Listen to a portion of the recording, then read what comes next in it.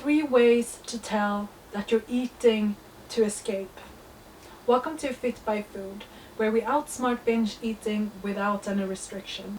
In this video, I will talk about 3 ways to know that you're not just eating because you're hungry, you're eating to reality escape. Sign 1. You're eating very quickly. When you eat with other people, you're eating super quick without really realizing what you're eating or enjoying it at all. You're just eating super quick. The speed is there from all the times that we eaten by ourselves in guilt.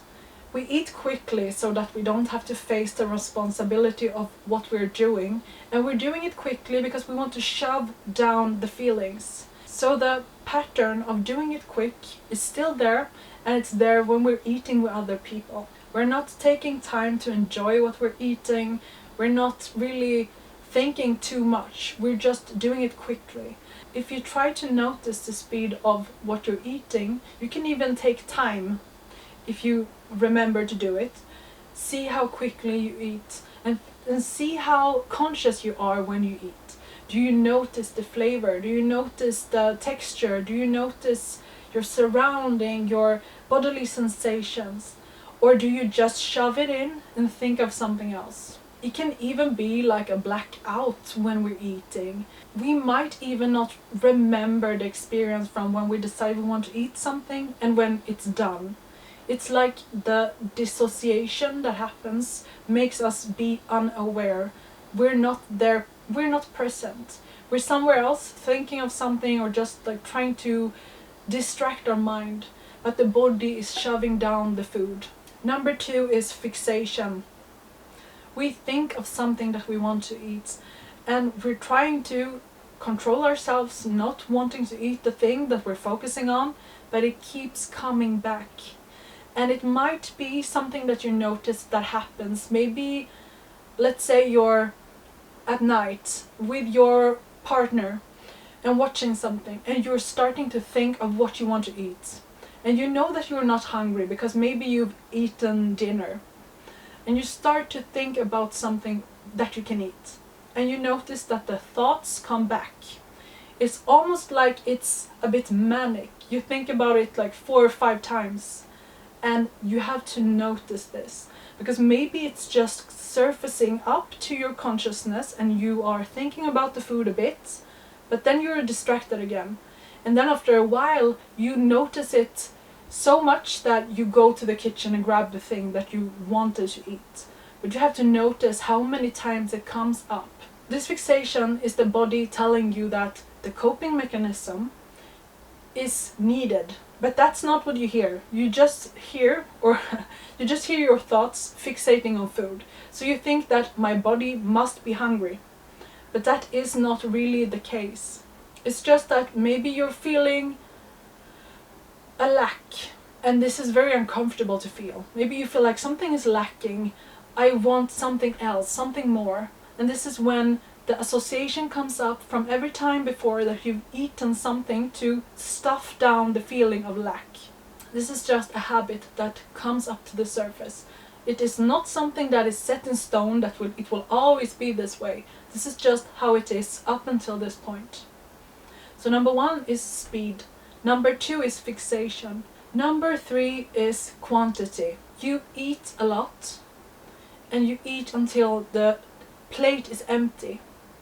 But you realize that it's not satisfying you. So you want more.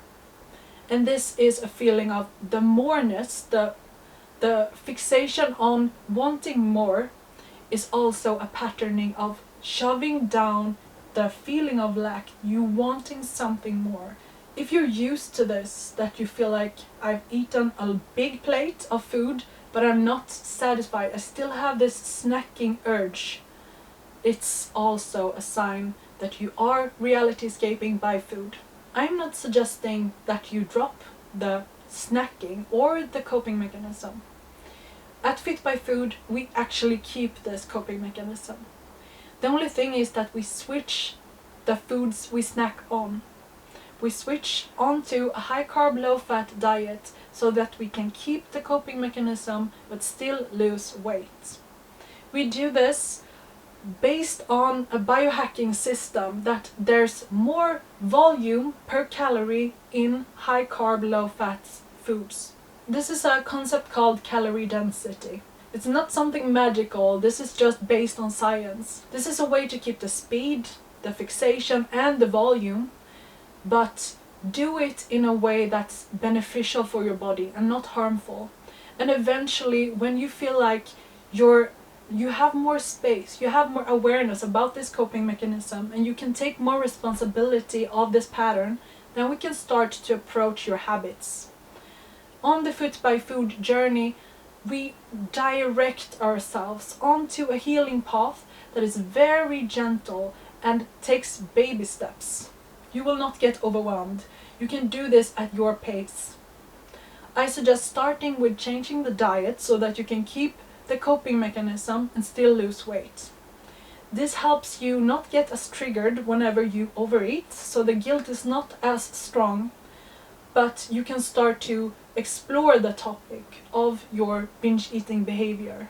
This is how I lost 20 kilos in the first year of switching my diet onto a high carb, low fat diet. I'm always satisfied and I do always snack if I do get the urge.